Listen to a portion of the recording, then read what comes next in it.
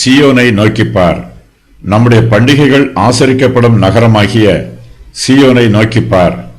உன் கண்கள் எருசலேமை அமெரிக்கையான தாவரமாகவும் பெயர்க்கப்படாத கூடாரமாகவும் காணும். இனி அதன் முளைகள் என்றைக்கும் பிடுங்கப்படுவதுமில்லை, அதன் கயிறுகளில் ஒன்றும் அருந்து போவதுமில்லை. சீயோன் நகரம் கர்த்தருடைய பரிசுத்தமான நகரம். இங்கு கர்த்தருக்கு பண்டிகைகள் ஆசரிக்கப்படுகிறது. கர்த்தரை ஆராதிக்கிற ஜனங்கள் எருசலேம் நகரத்திற்கு கூடி வருவார்கள். அசீரியர்கள் எருசலேமை முற்றுகை போட்டபோது நகரத்தில் உள்ள ஜனங்கள் கலங்கினார்கள். சீயோனுக்கு வந்திருக்கும் ஆபத்தை நினைத்து வேதனைப்பட்டார்கள். எருசலேம் நகரத்திலே கர்த்தருடைய ஆலயம் இருக்கிறது. அசீரியர்கள் அந்த ஆலயத்தை தீக்கொளுத்தி போடுவதாக பயமுறுத்தினார்கள். தேவாலயம் தீ வைத்து கொளுத்தப்பட்டால் பண்டிகைகளை எங்கே ஆசரிப்பது என்றும், கர்த்தருக்கு எங்கே பலிகளை செலுத்துவது என்றும், கர்த்தரை எங்கே ஆராதிப்பது என்றும் பக்தியுள்ள ஜனங்கள் கலக்கத்தோடு வேதனைப்பட்டார்கள்.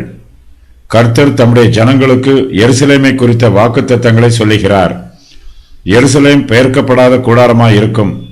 அதன் முளைகள் என்றைக்கும் பிடுங்கப்படுவதில்லை, அதன் கயிறுகளில் ஒன்றும் அருந்து போவதில்லை.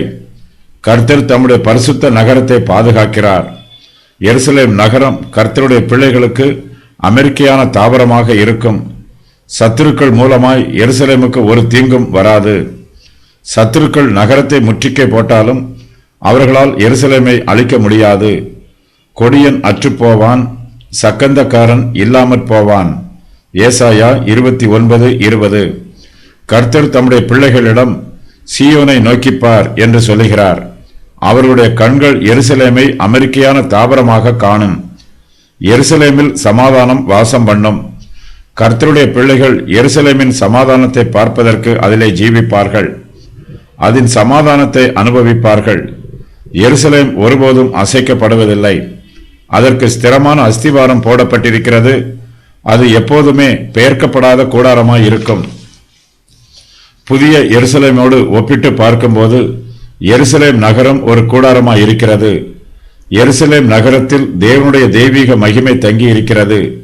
தேவனுடைய கிருபையும் இரக்கமும் இங்கு வெளிப்படுகிறது. வரப்போகிற மகிமையோடு ஒப்பிட்டு பார்க்கும்போது பூமிக்குரிய எருசலேமின் மகிமை சாதாரணமானதாகவே இருக்கும். வருங்காலத்து மகிமையோடு இக்காலத்து மகிமை ஒப்பிடக்கூடியது அல்ல. எருசலேம் நகரம் கூடாரமாக இருந்தாலும் அது பெயர்க்கப்படாத கூடாரமாக இருக்கும். எருசலேம் இப்போது இக்கட்டு காலத்தில் இருக்கிறது. பாடுகளையும் வேதனைகளையும் அனுபவிக்கிறது. எருசலேமின் துக்கம் சீக்கிரத்தில் முடிந்து போகும். அதன் பின்பு எருசலேம் நீண்ட காலத்திற்கு உறுதியான சந்தோஷத்திலும் சமாதானத்திலும் ஆறுதலிலும் நிரம்பி இருக்கும். எருசலேமின் முளைகள் இனிமேல் என்றைக்கும் பிடுங்கப்படுவதில்லை. எருசலேமின் சமாதானமும் சந்தோஷமும் ஒருபோதும் முடிந்து போவதும் இல்லை. கர்த்தர் தம்முடைய பரிசுத்த நகரத்தை ஆசீர்வதிக்கிறார். தம்முடைய பரிசுத்தமான சிலாக்கியங்களை எருசலேம் நகரத்திற்கு கொடுத்திருக்கிறார்.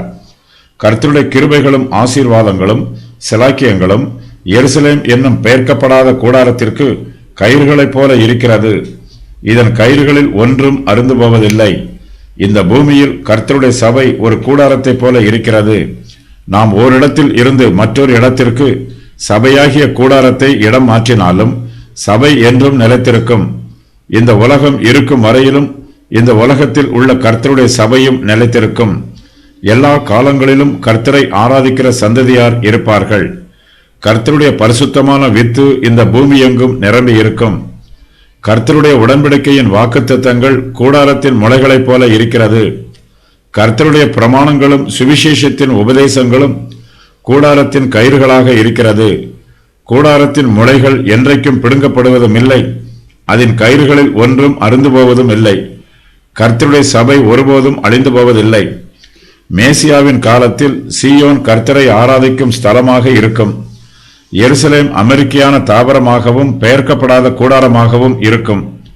இது மறுபடியும் அழிக்கப்படுவதில்லை.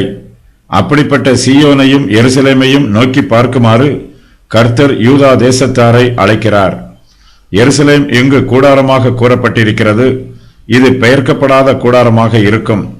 எருசலேம் நித்தியமாக இருக்கும். மேசியாவினுடைய ராஜ்யத்தில் இது நித்திய தலைநகரமாக இருக்கும்.